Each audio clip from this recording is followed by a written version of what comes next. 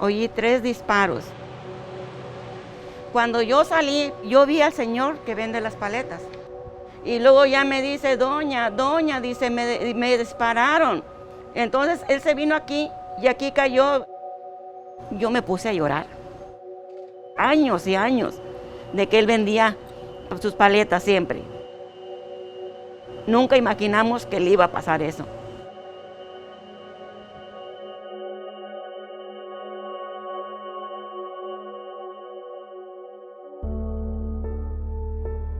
We know that crime in Austin is up this year by double digits or very close to double digits in many of our main categories, such as homicide, aggravated assaults, robberies, similar to some trends we're seeing around the country.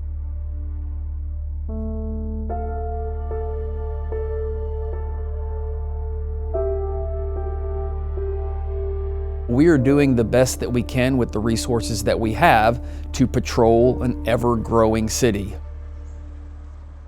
We get call to call in this area, and at the end of the night, there's usually calls holding for the next shift. Yo estaba vendiendo allí en la calle, cuando salió del carro una persona, me puso la pistola, me dijo, dame el dinero, te mato. De mitad de verdes y mitad de queso. La señora que estaba conmigo, ella corrió con otra clienta que venían. No llamaron a la policía, no hicieron nada del susto.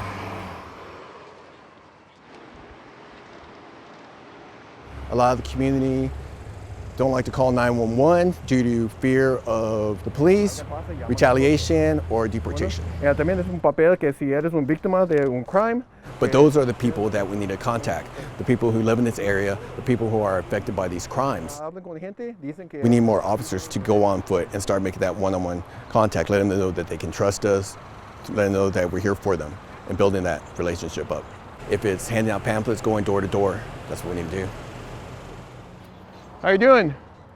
Good, but I heard just making contact with people. You have any questions for me, anything like that? Want to see more of us, or how's that going? It's just not safe, period, in this area at all. And I really wish police presence was more, but instead of being in the cars, it would help if more could walk around and physically talk. It's more than it takes than just ride in a car and turn the lights on and scare somebody. I mean, that's really privileged. I feel like it's all it gets done. APD, I feel like, is not the same like it used to be. It's just not the same when it comes down to community.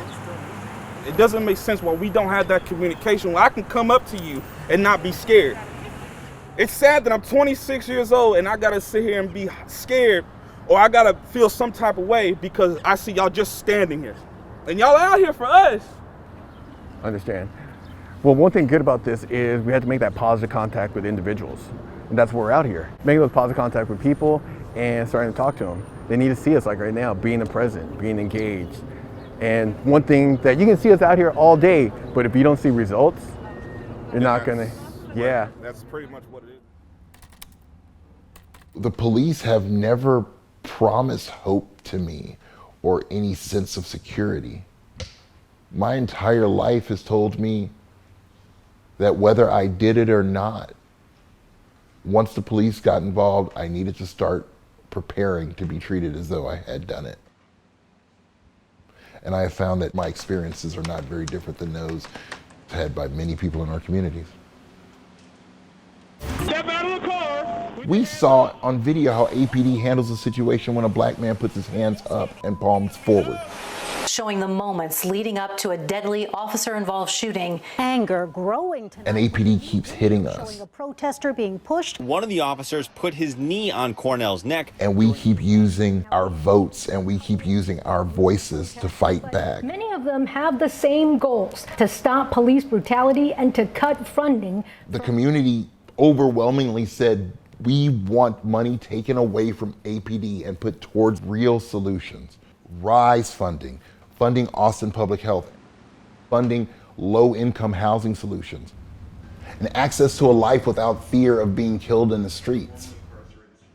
Because what we call crime is really symptomatic of whatever illnesses are plaguing our communities.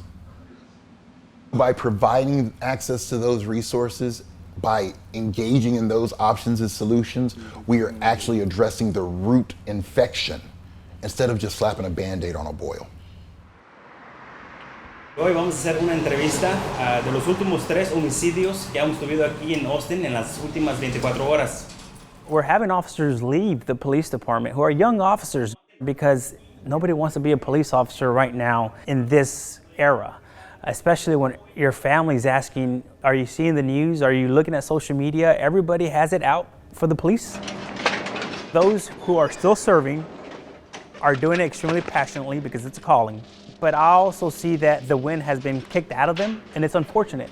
I've seen a lot of young officers who aren't doing proactive policing. And what proactive policing means is they're out in the community trying to prevent crime.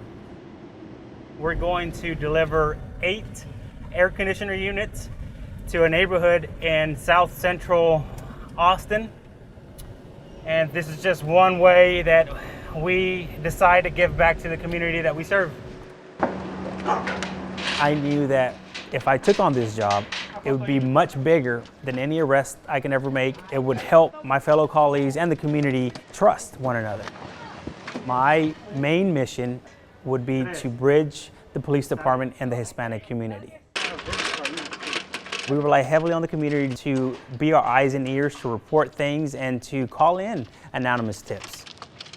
We found this to be extremely important in the Mr. Urias homicide. We held press conference and we started getting a lot more robbery reports that happened around that same time frame of when Mr. Urias got robbed. Austin police say 3 men will now face capital murder charges connected to the death. The reallocation of funds, or as we like to call it, defunding the police. The reality is that our administration have to slash these officers from these specialized units and put them back on patrol. Our detectives are going to be getting cases after cases after cases, and they cannot thoroughly investigate each crime. So criminals are going to commit more crime, and victims aren't going to get the justice that they need. And we won't have an answer for the community. Anyone who is claiming that taking money away from APD is ensuring that our communities are not safe, I simply say to them, you've already ensured that our communities are not safe as it is. Why not try? As a community, take a deep breath, acknowledge the fear that we all have, and let us move forward courageously in a way that recreates Austin in a way that is safer for everyone. Todavía no me resigno a que le hayan hecho esto. Un amor de persona. Yo pienso que a todos nos dolió